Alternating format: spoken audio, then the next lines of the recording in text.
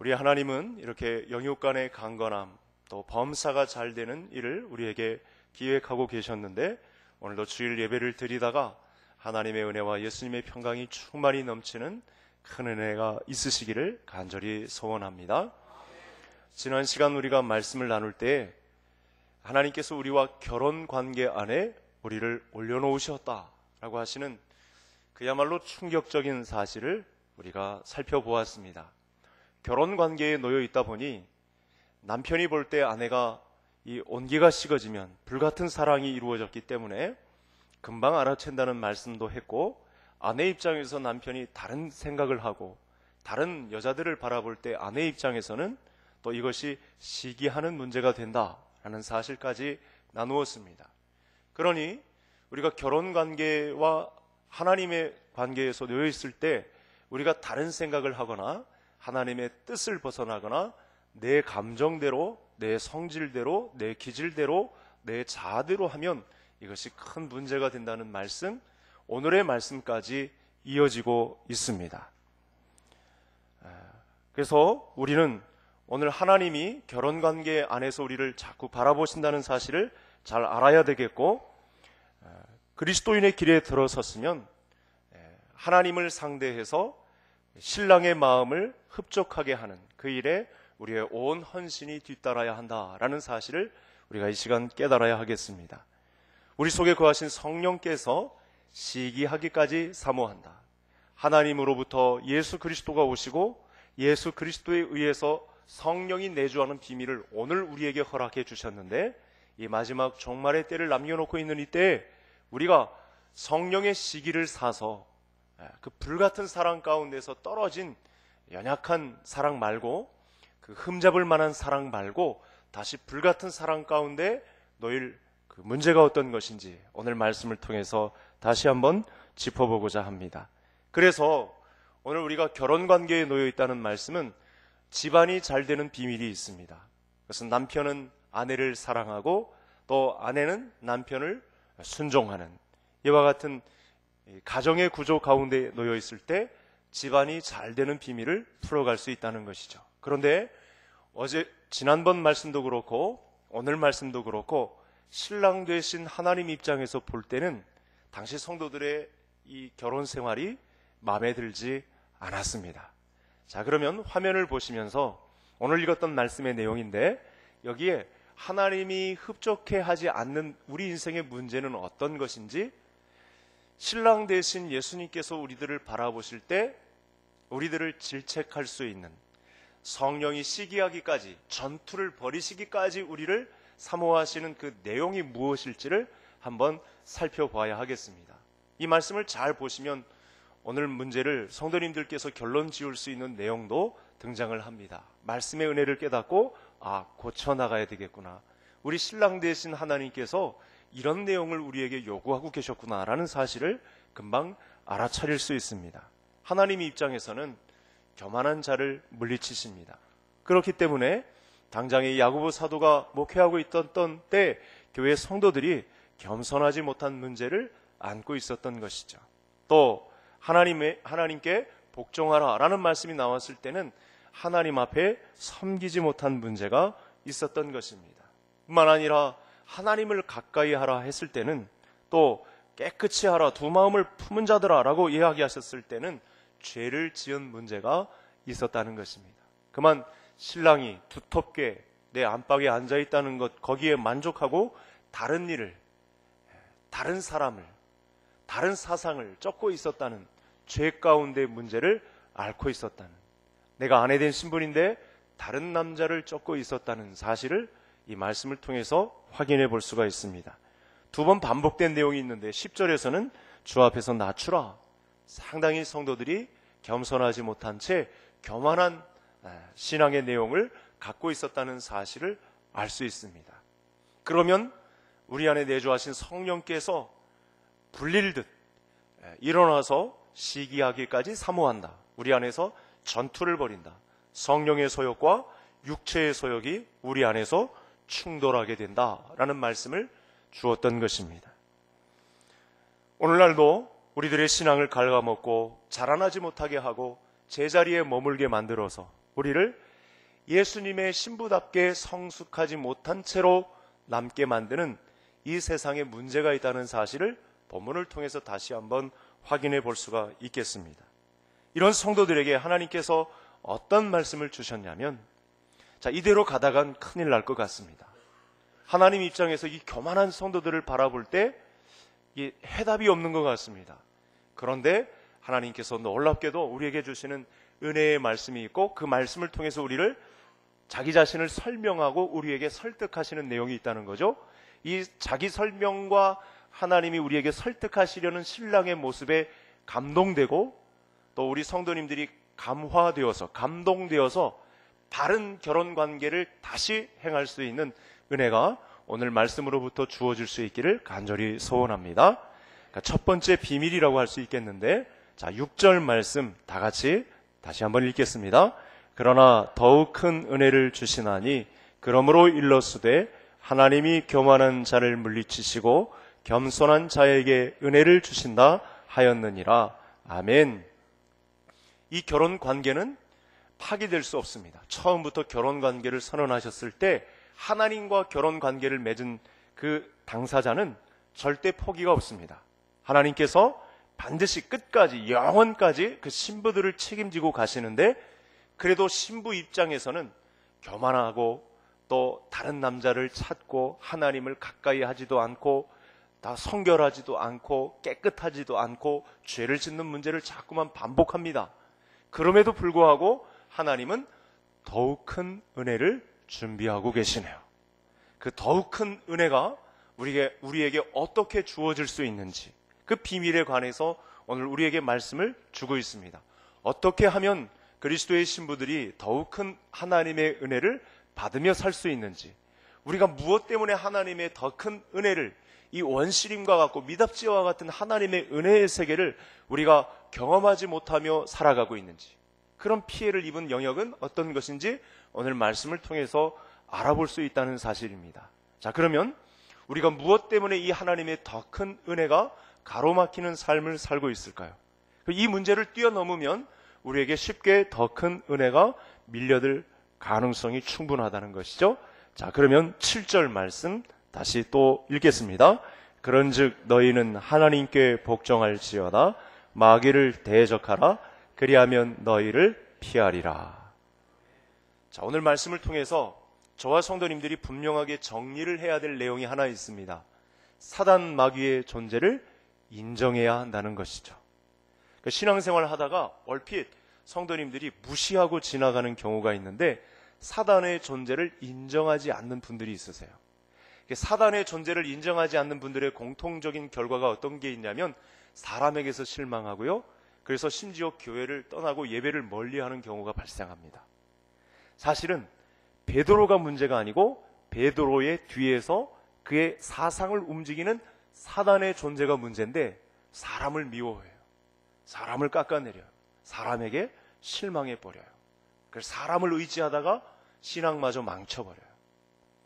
여러분, 성도님들이 결혼관계 안에서, 가정생활 안에서, 사회생활 안에서, 직장생활, 여러 이웃들과의 관계를 맺고 있는데, 사실은 여기에 사단이 조장하는 문제가 있습니다. 우리의 결혼관계를 시기해서 파괴하게 만드는, 파경지경에 이르도록 조장하는 존재가 있다는 사실을 알아야 합니다.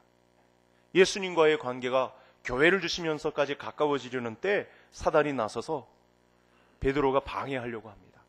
베드로가 방해하려고 한다기보다는 그의 뒤에서 베드로의 사상을 감지하고 움직이는 존재가 등장을 했죠.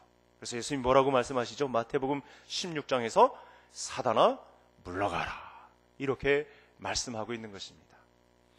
오늘 예배를 드리면서 우리가 더 큰 은혜를 받으려고 할 때 우리 성도님들이 가장 먼저 알아야 할 제목이죠. 아, 사단의 존재가 분명히 왕성하게 활동을 하고 있구나.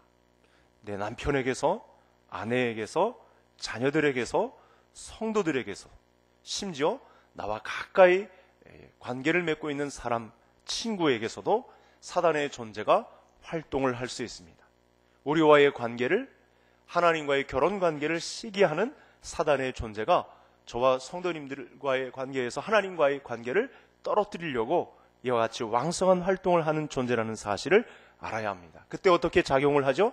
자기 감정에 충실하게 만들어서, 자아에 충실하게 만들어서, 성질에 못 이기게 만들어서, 감정에 충실하게 만들어서, 기질에 충성하게 만들어서, 이렇게 하나님과의 결혼 관계를 파괴하고 덤벼드는, 그것도 우는 사자와 같이 덤벼드는 사단의 존재가 있다는 사실을 알아야 합니다. 그래서 사람은 미워하지 말고 사단은 미워하고 퇴치할 수 있는 그런 길에 하나님의 은혜가 있다는 사실을 깨달아 아시기 바랍니다. 성도님들이 지금까지 살아오면서 후회하는 몇 가지 내용들이 있습니다. 그것은 놀라울 정도로 내 멋대로 내 방식대로 살아왔다는 것이 후회의 1순위죠. 거기에는 사단이 그 틈을 타서 우리의 사상을 조장하고 내 방식대로, 내 감정대로, 내 기질대로, 내 성질대로 하게 하는 내 멋대로의 방식을 자꾸 집어넣는다는 사실을 알아야 합니다. 이것이 야고보 사도가 목회하던 당시 2000년 전 성도들의 문제였다는 것입니다. 공통적으로 고백하는 부분이 뭐냐면, 우리 예배 시간 드리는 이 한 시간마저도요, 틈을 타서 이 예배 시간에 하나님께로부터 받아야 할 하나님에 대한 설명, 하나님이 우리 신부들을 설득하시는 이 과정을 깨닫지 못하도록 얼마나 방해를 놓는지 모릅니다. 얼마나 다른 잡념들을 집어넣어서 이 예배 시간 한 시간마저도 집중하지 못하게 만드는지, 아마 우리가 지금 예배를 드리는 현장 가운데 이걸 절실히 느끼는 성도님들이 분명히 있을 것입니다. 어떤 가정은 가정 천국이 이루어지지 않았다는 사실을 발견하게 될 것입니다. 예수 믿는 가정이라고 표방하는데 실체를 파헤치고 들면 가정이 천국이 아니라 지옥이 되고 있는 가정이 있을 수 있습니다. 화평하는 것이 가장 먼저 가정에서 이루어져야 하는데, 가정에서부터 가장 불편한 관계, 불화한 관계를 이어오고 있는 가정들이 있을 수 있습니다. 직장생활 하시는 분들은 또 하나님의 통치를 직장에서도 실현해야 되는데, 심지어 내가 예수님을 믿는 사람이라는 것을 아직까지도 이야기도 꺼내놓지도 못하고 있는 분들이 있을 수 있다는 거죠. 다 누구의 조장인지를 잘 알아야 합니다. 자녀들을 가르치는 부분에서도 전혀 신앙적이지 못한 내용으로 서 있는 직분자들이 있을 수 있다는 사실입니다. 하루를 돌아보면 내가 하나님의 통치하심을 오늘도 드러내며 살았는가? 아니면 숨죽이며 그냥 눈치 보며 세상의 눈치를 보며 살아왔는가? 이게 가늠되는 그런 하루를 사는 경험도 아마 많이 경험하셨을 것입니다. 상황이 이렇다면 더 구체적으로 마귀를 대적하는 방법에 관해서 많은 시간을 두고 이야기를 해야 되겠지만, 오늘 말씀을 놓고 이야기를 할 때 성도님들에게 조금 구체적인 방법을 말씀드리고자 합니다. 여러분, 누군가가 분명히 죄에 빠져 있고 또 그 죄의 영향력이 나에게까지 미치려고 하고 심지어 우리 교회에 악영향을 준다고 할 때는 분명히 지적하고 마귀를 대적할 수 있는 성도님들 되시기를 바랍니다. 적극적으로 교회에 알리고 함께 합심해서 이 문제를 기도함으로 풀어나갈 수 있는, 마귀를 적극 대항할 수 있는 길에 성도님들이 나서야 합니다. 그냥 유야무야 시간이 흐르면 적당히 지나가겠지, 이 또한 지나가리라, 이러면 안 된다는 것이죠. 죄인 줄 알면 공동의 책임으로 알고 단호하게 싸워야 할 부분이 교회에 분명히 있습니다. 우리 두세 사람 이상이 모인 교회를 선물로 주신 하나님 앞에 마귀를 대적할 부분은 분명히 있다는 거예요. 누구나 다 품을 수는 없습니다. 교회를 해하려 하고, 교회의 영적인 분위기를 망치려고 하고, 하나님 우습게 알고 예배를 방해하고, 또 내가 하나님 앞에 나아가는 길을 막고 있는 문제에 있어서는 자녀라고 할지라도 단호하게 대처를 하셔야 한다는 것입니다. 그것이 다 사는 길입니다. 온 성도가 다 함께 하나님의 교회를 아름답게 가꿀 수 있는 비밀이 된다는 것입니다. 자식이 죄의 길로 자꾸만 가는데 그걸 그냥 바라보고만 있다. 부모가 할 책임이 아니라는 것입니다. 무책임한 것입니다. 나중에 돌이킬 수 없는 화를 경험하게 될 위기의 상황이 오게 된다는 것입니다. 아닌 것은 아니다고 하고 분명하게 말할 때 하나님의 은혜가 더하여진다는 사실입니다. 좀 상처가 덧나더라도, 좀 그 시간이 껄끄럽더라도, 야 이걸 하면 상대방이 부담스러워 하겠나 싶더라도 여러분, 마귀가 상대하는 일이라면 단호하게 나서서 처단하고 마귀를 대적할 수 있는 길에 성도님들의 신앙이 올려놓게 되기를 주의 이름으로 축복합니다. 8절 말씀 다 같이 함께 읽겠습니다. 하나님을 가까이 하라. 그리하면 너희를 가까이 하시리라. 죄인들아, 손을 깨끗이 하라. 두 마음을 품은 자들아, 마음을 성결하게 하라. 아멘.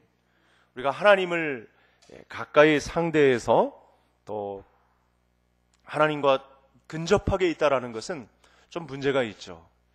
우리가 구약 시대에 하나님을 가까이 할 수 없을 때가 있었습니다. 하나님은 그야말로 강렬한 빛 가운데 거하시기 때문에 우리가 함부로 할 수 없습니다. 그래서 이 문제는 잘 해석해야 되는데 서로 하나님과 자주 교제하는 것을 말합니다.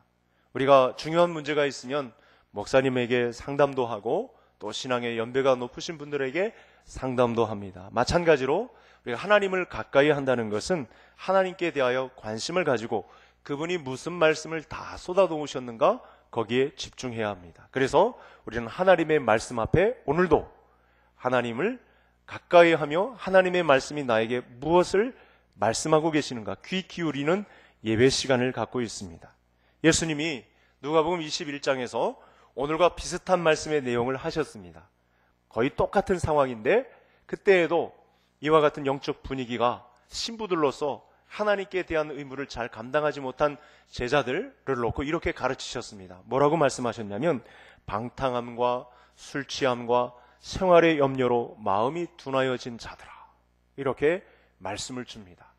예수님이 가깝게 사람이 되셔서 오셨음에도 불구하고 제자들이 예수님을 알아보지 못하고 신랑 되신 예수님 알아보지 못하고 방탕함과 술 취함과 생활의 염려로 마음이 둔하여졌다. 야고보 사도가 목회하고 있던 때에 또 성도들도 마찬가지였습니다. 여러분, 하나님을 가까이 하는 사람은 하나님께 관심을 가지고 하나님이 쏟아놓으신 말씀에 집중하는 사람입니다. 그래서 우리가 더 큰 은혜를 받으려면 하나님을 가까이 하는 사람이 되어야 하는데, 하나님을 가까이 하는 사람은 하나님께서 우리에게 방법을 주셨어요. 하나님을 직접 만나면 우리가 타 죽으니까 하나님의 말씀을 주셔서 그 말씀 안에 예수님이 사람이 되셔서 우리에게 말씀을 다 쏟아 놓으셨습니다. 따라서 더 큰 은혜를 받기 위하여 하나님의 말씀에 더 가까워지는 2018년을 열어가는 우리 모든 성도님들이 되시기를 바랍니다. 진정한 부요함은 하나님의 말씀에 있습니다. 그래서 하나님의 말씀의 세계는요, 원시림과 같습니다. 은혜의 원시림. 저를 따라 하시겠습니다. 은혜의 미답지. 아마 이런 표현은 잘 들어보지 못하셨을 텐데, 여러분, 아직 하나님이 마련해 놓으신 큰 은혜의 분깃은 우리가 아직 맛보지 못한 경우가 더 많습니다. 하나님의 말씀을 통해서 우리와 가까이 하시려는 하나님의 은혜의 세계는 원시림과 같습니다. 은혜의 미답지와 같습니다. 우리가 아직 가보지 못한 세계가 많습니다. 하나님을 가까이 하나님의 말씀과 함께 하게 되면 우리에게 열어주시는 진정한 신앙의 세계가 열리게 된다. 이것이 바로 더 큰 은혜를 받기 위하여 하나님을 가까이 하라 라고 하시는 말씀이 되겠습니다. 세상의 교훈은요, 아무리 쫓아가도 끝이 없어요. 제 친구분 또 선배 목사님 가운데는 아직까지도 공부하는 분이 계세요. 그만하고 목양하는 길로, 생명 살리는 길로 왔으면 좋겠는데 계속 공부해요. 세상의 학문은요, 끝이 없습니다. 해답을 알려줄 수도 없습니다. 만족을 줄 수도 없습니다. 진정한 만족은 하나님의 말씀을 가까이 하는 데 있는 줄 믿으시기를 바랍니다. 하나님의 말씀을 알았을 때의 그 묘미는요, 세상의 기쁨과 비교할 수 없는 기쁨이 되는 것입니다. 하나님을 가까이 하면 여러분, 죄를 가까이 한다는 것은 있을 수가 없죠. 그래서 이 8절 말씀에 바로 따라오죠. 죄인들아, 손을 깨끗이 하라. 손을 씻으라. 하나님을 가까이 하면서 두 마음을 품을 수 없다는 사실입니다. 혹시 두 마음을 품은 자들에게는 마음을 성결하게 하라, 이렇게 말씀하시고, 하나님을 가까이 하는 자들에게 반드시 복을 주시는데, 가까이 하면서 자신을 깨끗게 한 자들에게는, 또 두 마음을 품지 않고 하나님을 가까이 한 자들에게는 하나님이 마련하신 분깃이 있다. 이것을 뭐라고 하냐면 은혜라고 하는 것입니다.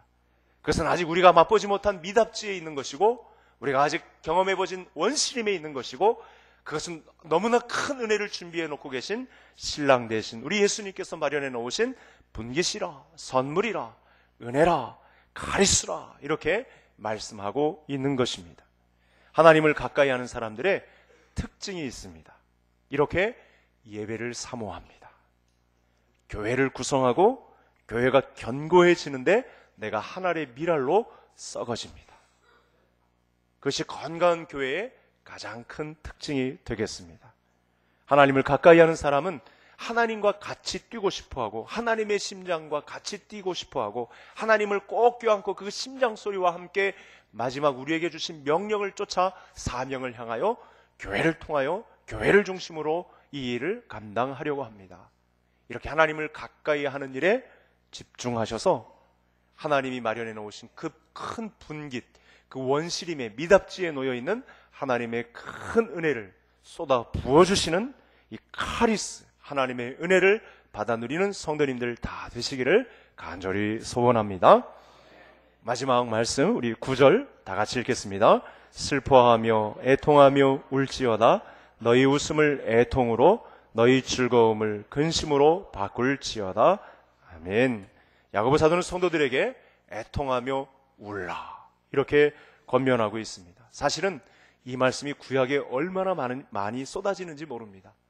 성경 말씀에 이와 같은 종류의 말씀이 얼마나 많이 쏟아지는지 모릅니다. 지금은 기뻐하고 즐거워할 때가 아니라고 하네요. 지금은 그렇게 기뻐 뛰놀 때가 아니라 근심할 때라고 말씀하고 있습니다. 왜냐하면 당시 성도들이 거짓된 만족에 머물고 있었기 때문에 이런 말씀을 하고 있는 것이죠. 내가 혹시 뛰노는 것이 진정한 하나님께서 주시는 더 큰 은혜 때문에 뛰노는 것인지, 아니면 세상의 만족 때문에 거기에 머물러 있으면서 즐거워하고 있는지를 정확하게 보라는 말씀이 되겠습니다. 당시 성도들은 자기 만족에 머물러 있었습니다. 이만하면 됐지, 이만하면 내가 자수성가했지, 이만하면 내가 먹고 살만하지, 그러면서 자기 만족에 머물러 있었던 때였습니다. 스스로 만족히 여기고 자랑하며 살고 있었습니다. 그래서 그때는 웃을 때가 아니었습니다. 그때는 기뻐할 때가 아니었습니다. 오히려 근심하고 애통하고 울어야 할 때였지, 세상의 만족을 가지고 기뻐하고 뛰놀면 하나님 앞에서 아무 소용이 없다. 그 원시인 미답지에서 캐낸 더 큰 은혜로 살지 않는데 무슨 만족과 기쁨이 있었겠습니까? 혹시 성도님들 중에 이렇게 분단된 조국이지만 우리 이 분단된 조국에서 이렇게 안정된 생활을 하고 있다는 것에 대해서 혹시 안심하며 지내는 성도님들은 없으신지요? 자녀들 다 양육하고 또 장가 시집 보내고 또 내가 이렇게 자수성가했으니 이제는 됐다, 이제는 쉬어야겠다. 혹시 이런 세상의 만족, 여러분, 이런 만족은 오늘 사실은 이 자리에 나와서 이런 말씀을 듣지 않아도 될 만큼 세상 사람들이 다 추구하는 거 아니겠습니까? 그래서 우리가 아직 하나님의 더 큰 은혜를 맛보지 않았다면, 그 은혜의 미답지에서 캐내지 못한 은혜가 있다면 우리는 사실은 울고 애통하며 근심해야 합니다. 우리에게 진정한 만족과 기쁨을 캐내야 할 그 시기라고 한다면, 신랑의 품에서 신부가 누리는 진정한 하늘의 은혜를 사모한다면 우리는 지금 더 매달리고 주님의 옷자락 바짓가랭이 붙잡고 간절하게 그 은혜를 사모하는 심령들이 되어야 한다는 말씀을 우리에게 주고 있습니다. 우리가 하나님 앞에서 세상의 만족을 가지고 산다면 세상 사람들과 다를 바가 무엇이 있겠습니까? 이렇게 교회를 선물로 주신 하나님께서, 우리의 신랑 되신 예수님께서 오늘 분명히 말씀의 세계를 열어놓으셨습니다. 아직 우리가 가보지 못한 은혜의 세계가 있습니다. 하나님께서 남편 되신 우리 예수님께서 초청하시는 은혜의 미답지가 있다고 말씀하십니다. 세상의 만족에 머물러 사단에 매여 종로를 타고 있는 우리의 발목을 붙잡고 있는 이 세상의 만족 벗어버리고 하나님께서 초청하시는 은혜의 미답시, 은혜의 원시림이 있다는 이 사실에 초청되는, 우리를 초청하시는 하나님, 남편 되신 예수님의 음성에 귀 기울이고 애통하며 울며 하나님을 사모하며 더 깊은 신앙의 세계로 들어가기를 간절히 사모하는, 그래서 성령과 믿음이 충만한 세계를 열어주시는 하나님의 은혜가 폭포수와 같이 쏟아지는 그 은혜가 경험되시기를 주의 이름으로 축복합니다.